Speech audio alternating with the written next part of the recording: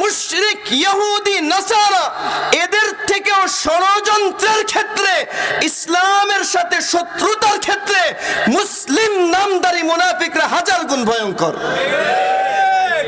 নবী সাল্লাল্লাহু আলাইহি ওয়াসাল্লাম যখন মদিনাতে গেলেন হিজরত করে,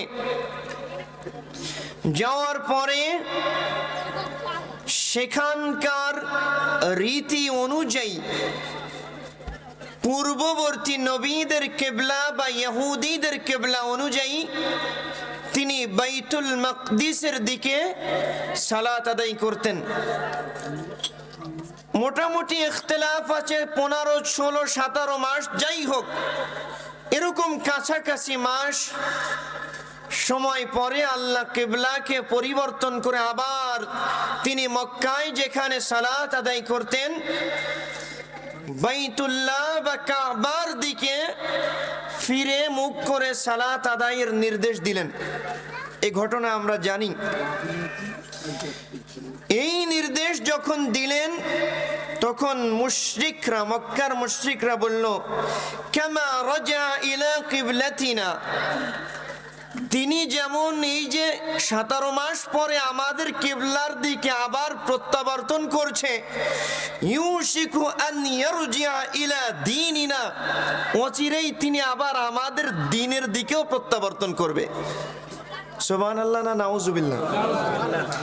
মানে কাফিরদের কিবলা কোনটা ছিল? মক্কার কাফিরদের কিবলা বাইতুল্লাহ বা কাবা। ওরা বলতেছে মুহাম্মদ 17 মাস পরে মদিনায় যাওয়ার 17 মাস পরে যেহেতু কিবলায় আবার আমাদের দিকে চলে আসছে, তো দিন হিসেবে অচিরেই আমাদের দিনের দিকে চলে আসবে। এটা হলো মুশরিকিনদের কথা। ইহুদিরা বলল, খালাফা কিবলাতুল আম্বিয়া, মুহাম্মদ তো পূর্ববর্তী নবীদের কিবলার খেলাফ করে ফেলছে। 17 মাস তো আমাদের কিবলার অনুসরণ করেছিল, এখন তো এটা পরিবর্তন করেছে। ওয়ালাউ কানা নবিয়ান, যদি তিনি নবী হয়ে থাকেন, লাকানা ইউসাল্লি ইলা কিবলাতিল আম্বিয়া, তাহলে তার জন্য অবধারিত দায়িত্ব হলো ওই যে বাইতুল মাকদিসের দিকে, বাইতুল মুকাদ্দাসের দিকেই নামাজ পড়া। মানে ইহুদিরা সুযোগ নিল যে দেখো 17 মাস ওই দিক পড়ছে, এখন আবার সেটাকে পিছন দিয়ে মক্কার দিকে পড়ছে, তা প্রকৃত অর্থে যদি তিনি নবী হন তাহলে তিনি তো পূর্ববর্তী নবীদের কিবলাকেই কিবলা মনে করবেন। 3 নম্বর, মুনাফিক শ্রেণীর যারা আছে, আব্দুল্লাহ ইবনে উবাই ইবনে সালুলের যারা অনুসারী, তারা বলল, মা ইয়াদরি মুহাম্মদ, আরে মুহাম্মদ চাই কি, আইনা ইয়াতাওয়াজ্জাহু, সে কোন দিকে ফিরতে চায়। যদি ইন কানাতিল উলা হাক্কা, প্রথম যে 17 মাস যেটার দিকে তিনি কিবলা করে সালাত আদায় করছে, যদি সেটা সত্য হয়, ফাকাদ তারাকাহা, তাহলে মুহাম্মদ এখন হককে ছেড়ে দিছে। নাউজুবিল্লাহ। তার আগের সিদ্ধান্ত যদি সঠিক হয় তাহলে সে সেই সঠিক সিদ্ধান্ত ছেড়ে দিয়েছে। ওয়া ইন কানাতিস সানিয়াতু হিয়াল হক, আর যদি তার পরের সিদ্ধান্ত সঠিক হয়, এখন যে সিদ্ধান্ত নিয়েছে এটা যদি সত্য হয়, ফাকাদ কানা আলা বাতিল, তাহলে সে 17 মাস বাতিলের উপর ছিল। নাউজুবিল্লাহ। এটা হলো কাদের কথা? কাদের কথা? মুনাফিক। কাদের? আমরা 3টা কথা পাইছি। মুশরিকদের কথা পাইছি, ইহুদিদের কথা পাইছি, আর মুসলমান নামধারী মুনাফিকদের কথা পাইছি। দেখেন, মুশরিকরা খোঁচা মারে নাই। মুশরিকরা বলছে যে সে ফিরে আসছে কিবলার দিকে, হয়তোবা দ্বীনের দিকেও কি করবে, ফিরে আসবে। ইহুদিরা বলছে আর সে যদি নবী হয় তাহলে তো তার জন্য উচিত ছিল নবীদের কিবলারই অনুসরণ করা। মুনাফিকরা বলছে এমন ভাবে যে হয় এটা সত্য, না হয় ওইটা সত্য, যে কোনো দিক যাবে মুহাম্মদ বাতিল। নাউজুবিল্লাহ বলেন। পেঁয়াজ কাফেরদেরটা, ইহুদিদেরটা কঠিন নাকি মুনাফিকদেরটা কঠিন? বুঝে আসছে কথা? তার মানে বোঝা যায় কাফির, মুশরিক, ইহুদি, নাসারা এদের থেকেও ষড়যন্ত্র ষড়যন্ত্রের ক্ষেত্রে, ইসলামের সাথে শত্রুতার ক্ষেত্রে মুসলিম নামধারী মুনাফিকরা হাজার গুণ ভয়ঙ্কর। এই শ্রেণী আমাদের মধ্যে আছে। এই যে তিন দলের তিন রকম মতামত, এই সময় দুর্বল ইমানদারেরা এই বিশৃঙ্খলাকে কেন্দ্র করে নিজেদের মধ্যে হতাশা তৈরি হলো। কি তৈরি হলো? হতাশা। দেশে গোলযোগ থাকলে হতাশ আমরা না? এই যে আমাদের দেশে চলতি যে গোলযোগ, কালকের ঘটনা, আজকের ঘটনা, এই গোলযোগকে কেন্দ্র করে আমরা কি আমাদের মনে ব্যথা আছে না? যে আমাদের দেশ নিয়ে ষড়যন্ত্র চলছে, আমাদের দেশ কোন দিকে যাচ্ছে। এই যে স্বাধীনতা পেলাম, এর পরেও এখনো ভারতের দালালদের বিপক্ষে অবস্থান দিতে গেলে আমাদের মার খাওয়া লাগে। ঠিক কি ঠিক না? এটা তো কালকের ঘটনা। আমাদেরকে যারা প্রথম আলোর বিপক্ষে অবস্থান নিল তাদেরকে মেরে রক্তাক্ত করছে, ঠিক না? এখনো মনে হয় ওরা এই দীর্ঘ 3 মাস 4 মাস পরে পুলিশের যে অবস্থান কালকে আপনারা দেখেছেন ভিডিওতে, কেমন যেন মনে হয়েছে 3-4 মাস না খাওয়া মানুষের সামনে খাবার দিলে যেমন আচরণ করে, দীর্ঘ 3-4 মাস অন্যায়ভাবে মানুষের গায়ে ওরা হাত তুলতে পারে নাই, সুযোগ পেয়েই সেটার ঝাল তারা উঠিয়ে নেওয়ার চেষ্টা করছে। আমি এই যে অবরোধ, এই যে গরু জবই, এগুলোর পক্ষে আমি ওভাবে কথা বলছি না। আমাদের আরো চতুরতার সাথে, আমাদের আরো বুদ্ধিমত্তার সাথে অগ্রসর হওয়া লাগবে। আমরা যদি আবেগের ঠেলায় ভাবি যা দেশ আমাদের সামনে চলে আসছে, এত সহজ নয়। আজকে আপনারা দেখেছেন, আজকে দিনে কয়েকটা কলেজের ছাত্ররা ঢাকাতে বেধড়ক পিটাপিটি মারামারি হয়েছে। আমাদের সাবধান হতে হবে যে দেশকে নিয়ে ষড়যন্ত্র চলছে, লাখ লাখ টাকার অফার করে ঢাকাতে মানুষ ঢোকানোর চেষ্টা করা হচ্ছে। যারা আসুক, এদেরকে দিয়ে প্রধান উপদেষ্টার বাসভবন ঘেরাও করে এই ষড়যন্ত্র মারামারি এগুলোকে কেন্দ্র করে দেশে আভ্যন্তরীণ গোলযোগ লাগিয়ে জালেমের বংশ আবার তাদের মসনদ দখল করতে চায়। এই সময় আমাদের হতাশা কাজ করে, আমাদের মনে ব্যথা কাজ করে। অনেক দুর্বল ইমানদার যারা, তাদের হতাশা কাজ করে আর আমাদের মনে ব্যথা কাজ করে। এরকম একটা পরিস্থিতি যখন হলো, তখন আল্লাহ জানাই দিলেন, ও ইমানদারেরা, তোমরা ধৈর্য ধারণ করো। কি করো? কথা বলেন। আল্লাহ রাব্বুল আলামিন বললেন, ও ইমানদারেরা,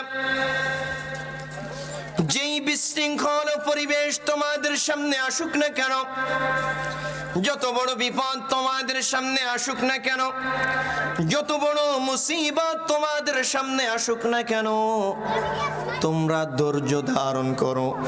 ধৈর্য এবং নামাজের মাধ্যমে আল্লাহর কাছে এই সমস্ত বিপদ থেকে পরিত্রাণ কামনা করো। আমার ভাইরা, এই আয়াতের তাফসীর করতে গিয়ে মুফাসসিরিনরা অনেক মতামত দিয়েছেন। তাফসীরুল ওয়াসিত ইমাম তানতাবী রাহিমাহুল্লাহ, এই নতুন যুগের প্রখ্যাত মুফাসসির, মিশর আল আজহারের শ্রেষ্ঠতম মুফাসসির ছিলেন। উনি এই আয়াতের তাফসীর করতে গিয়ে বলেছেন, শোনো, ইয়া মান আমানতুম বিল্লাহি ওয়া মালাইকাতিহি ওয়া কুতুবিহি ওয়া রুসুলিহি ওয়াল ইয়াউমিল আখির। ওহে ওই সমস্ত লোকজন যারা আল্লাহর উপর বিশ্বাস স্থাপন করেছো, ফেরেশতাদের উপর বিশ্বাস স্থাপন করেছো, আল্লাহর কিতাব সমূহের উপর বিশ্বাস স্থাপন করেছো, রাসূলগণের উপর বিশ্বাস স্থাপন করেছো, আখিরাতের উপর বিশ্বাস স্থাপন করেছো। এই বিশ্বাস আমাদের আছে না নাই? আছে। আল্লাহ এদেরকে ডাক দিয়ে বললেন, ইস্তাঈনু আলা ইকামাতি দীনিকুম, তোমরা তোমাদের ইকামাতে দ্বীনের ব্যাপারে আল্লাহর সাহায্য কামনা করো। সুবহানাল্লাহ।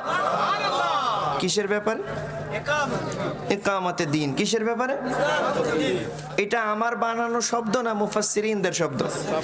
আমরা অনেক সময় বলি যে ইকামাতে দ্বীন বলতে তেমন কিছু আসলে আছে নাকি?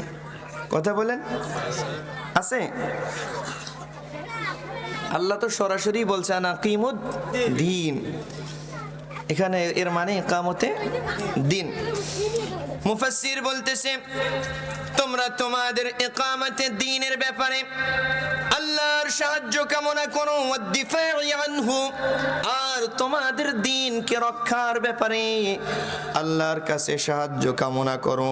ওয়া আলা ফি'লিত তাআতি ওয়া তারকিল মাআসি, আর আল্লাহর যেই সমস্ত অর্ডার আছে এই অর্ডার পালনের ব্যাপারেও আল্লাহর সাহায্য কামনা করো, কারণ আল্লাহ যদি সাহায্য না করে তুমি আল্লাহর বিধানও মানতে পারবে।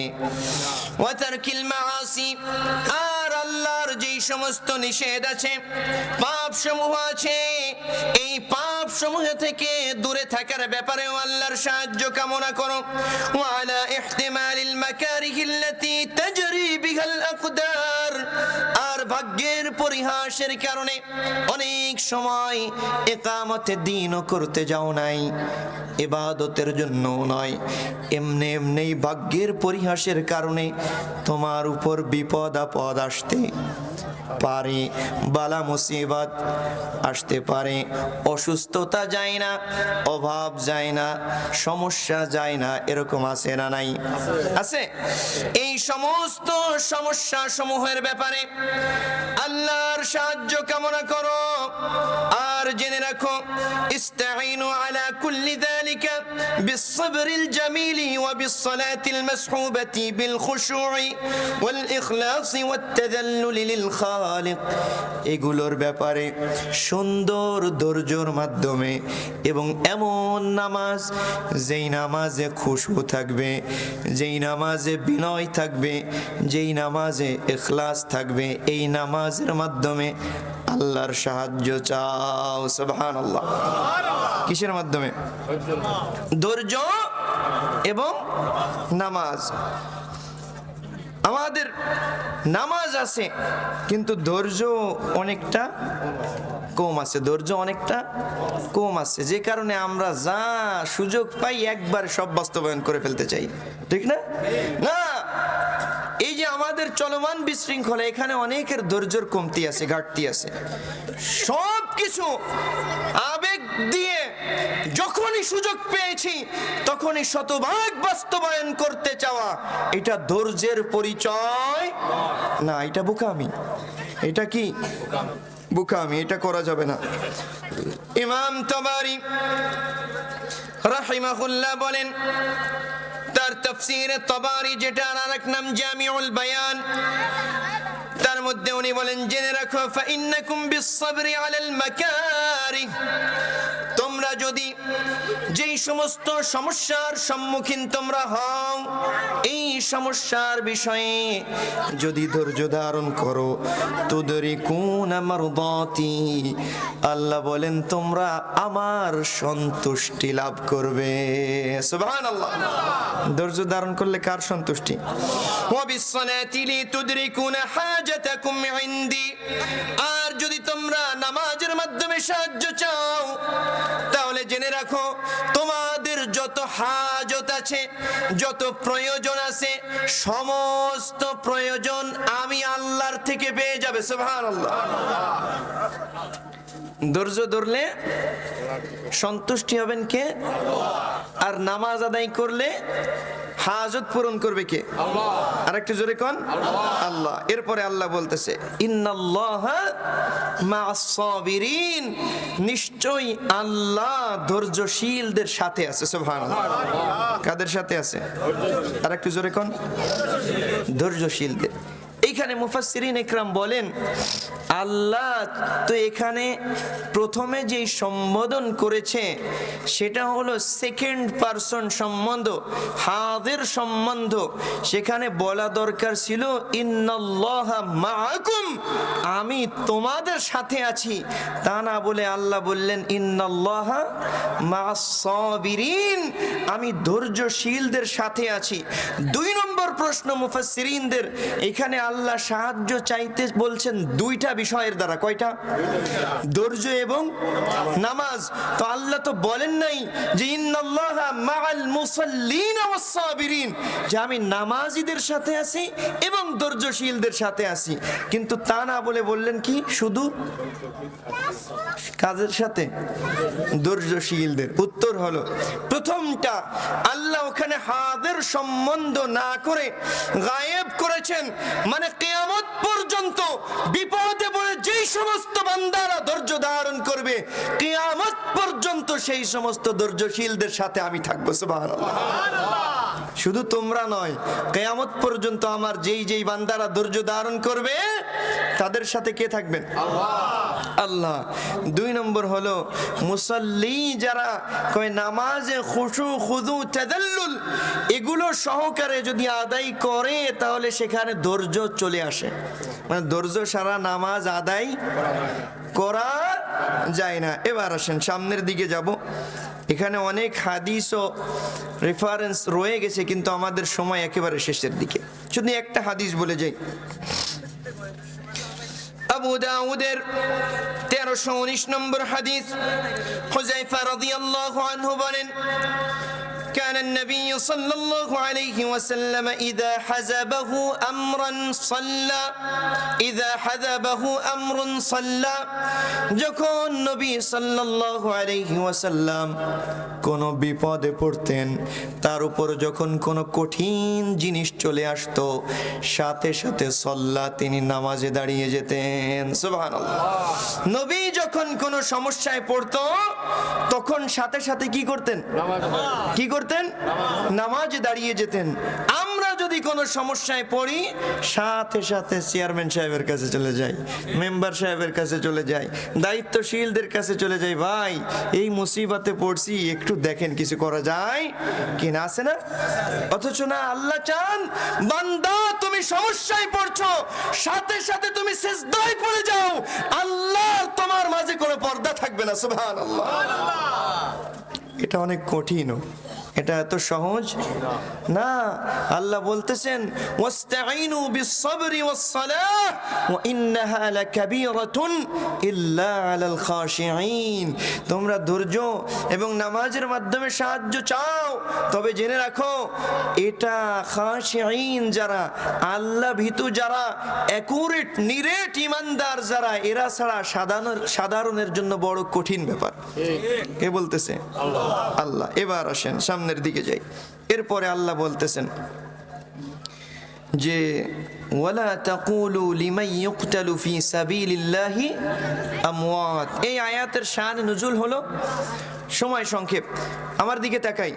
যখন বদরের ময়দানে সাহাবা ইকরাম শাহাদাত বরণ করলেন, 14 জন সাহাবী শাহাদাত বরণ করলেন, তখন লোকজন বলল, আরে মাতা ফুলান, অমুক তো মারা গেছে, যাহাবা আনহু মিন নাঈমিদ দুনিয়া, তার কাছে তো দুনিয়ার যেই সমস্ত নেয়ামত সমূহ ছিল, দুনিয়ার যেই সমস্ত ভোগ বিলাসের জিনিস ছিল, সব থেকে সে মাহরুম হয়ে গেছে। নাউজুবিল্লাহ। দুনিয়ার যা কিছু ছিল তার থেকে কি হয়ে গেছে? মারা গেছে, মানে শাহাদাত বরণ করছে। কি করছে? শাহাদাত বরণ করছে। লোকজন কি বলতেছে? ও তো মরে গেছে, আরে ওর তো এত জমি ছিল, এত বাড়ি ছিল, এত সুন্দর স্ত্রী ছিল, সব থেকে কি হলো? মাহরুম হয়ে গেল। তখন আল্লাহর এই জিনিসটা পছন্দ হয় নাই। তখন আল্লাহ বললেন, এই শোনো, যারা আমার রাস্তায় সংগ্রাম করতে গিয়ে মারা যায় তারা মরে যায় না। সুবহানাল্লাহ। এ বলতেছেন। এখানে আমরা আমাদের মূল যেই পয়েন্ট, সেই পয়েন্টের দিকে এবার যাব। শাহাদাতের পরিচয়, শহীদের পরিচয়। শহীদ কাকে বলে? শহীদ কাকে বলে? ডাকাতি করতে গেছে, মানুষের বাক স্বাধীনতা নষ্ট করছে, মানুষের উপর অত্যাচার করছে, অবিচার করছে, মারামারিতে মরে গেছে, এ লোক তো শহীদ। কথা বলেন। কাইজে বুঝেন? কাইজে, কাইজে ডাঙ্গা বুঝেন?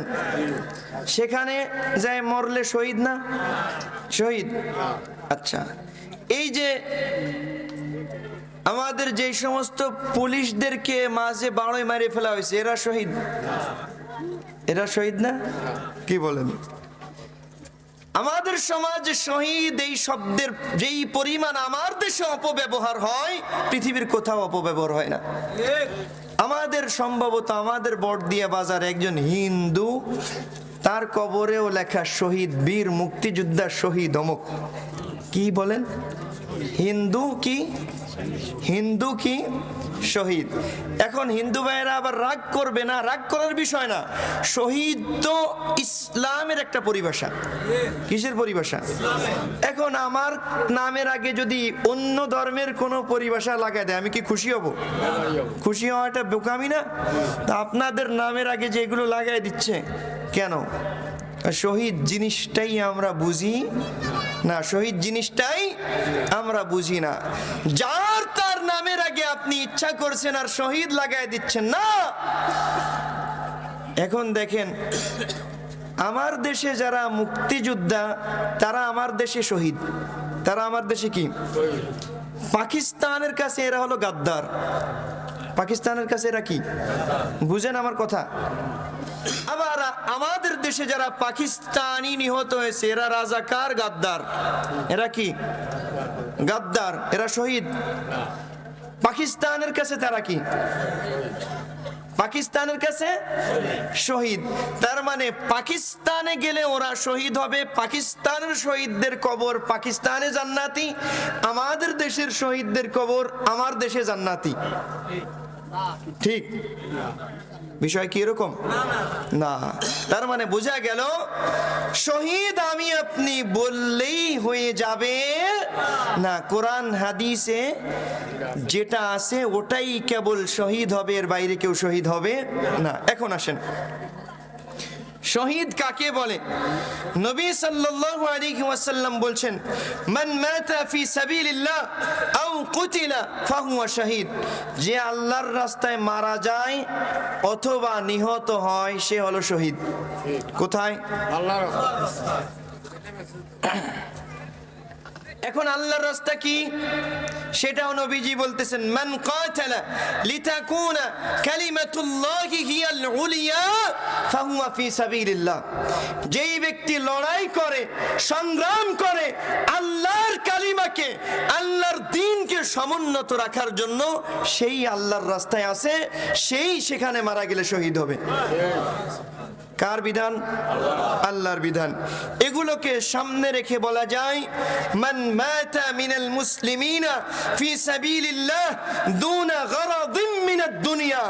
যেই ব্যক্তি দুনিয়ার স্বার্থ ব্যতীত, ব্যক্তিগত স্বার্থ ব্যতীত যেই সমস্ত মুসলিম আল্লাহর রাস্তায় ন্যায়ের পথে সংগ্রাম করে মারা যায় তারা কি?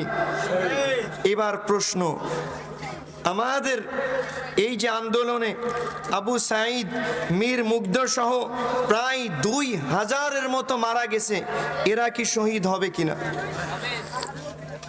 কি বলেন আপনারা? এরা কি হবে?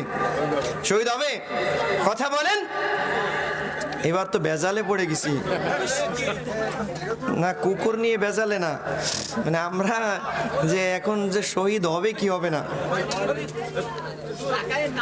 আস্তে আস্তে তাড়াই, চারদিক দিয়ে দা পড়লি ও শুধু এই জায়গায় গুল্লি খাবে।